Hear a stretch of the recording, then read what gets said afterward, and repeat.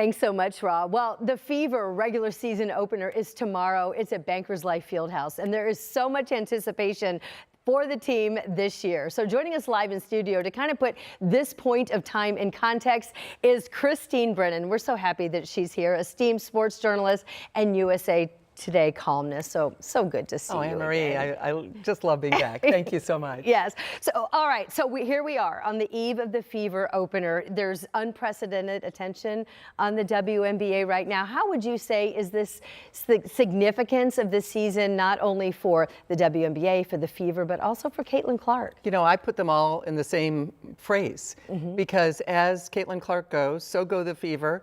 And so goes the WNBA. And, you know, as you know in the book and everywhere, I'm honest about the magnitude of the importance of Caitlin Clark.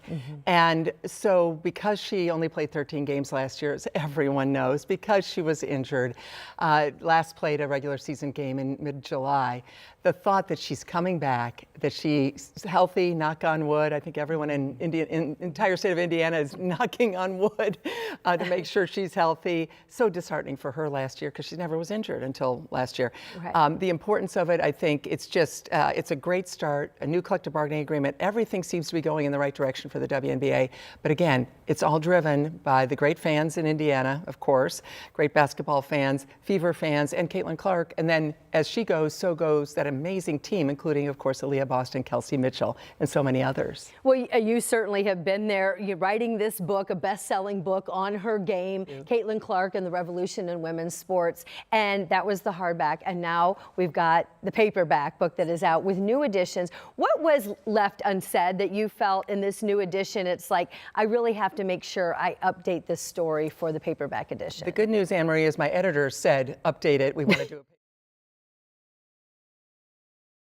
Now, to the people of Indianapolis and, of course, Iowa, you know, all, and around the country. People just love Caitlin Clark. The book, as you know, went right to the New York Times bestseller list. And I'm honored, you know what I mean? Because the love of this player, the people that, you know, she's entertainment. She's not just, she's a basketball player, yes.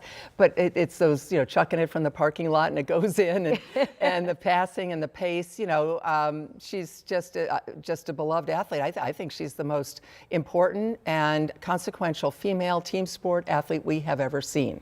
That is a big statement. It is a big statement. I know people might say, well, Mia Hamm. Well, I love Mia Hamm. She didn't want to do interviews and 2 pro leagues failed, not because of her, but in soccer.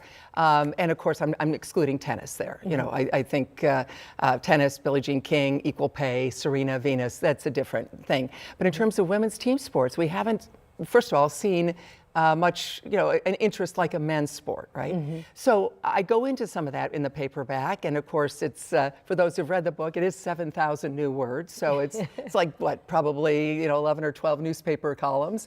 And I talk about how when Caitlin Clark disappeared because of the injuries, first time, 55% of the television audience, not just for the Fever, but the entire WNBA, 55% disappeared as well. When Tiger Woods would leave men's golf, it'd be a drop a little bit. Michael Jordan leaving, a drop certainly, but not more than half the TV audience leaves when Caitlin Clark is gone, to show the magnitude. That's in the book. Lots of anecdotes, some, you know, breaking news about the Rookie of the Year. Caitlin Clark didn't want a celebration, or her people, they turned down any offers. So when we think of Paige Beckers getting a big to-do and Caitlin the year before not getting it, it turned out the WNBA did go to the Fever and say, hey, we'd love to have WNBA or NBA Entertainment or Good Morning America.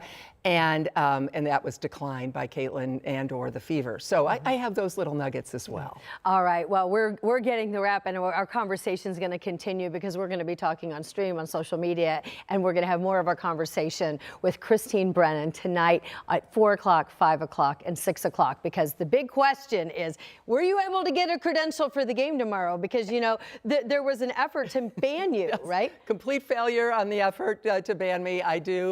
The First Amendment lives on, and I will be covering the game for USA Today and also for a new podcast as well. So all right. Thanks for checking in on that. All right. Glad you got your credential. Absolutely. Christine Brennan, thank you.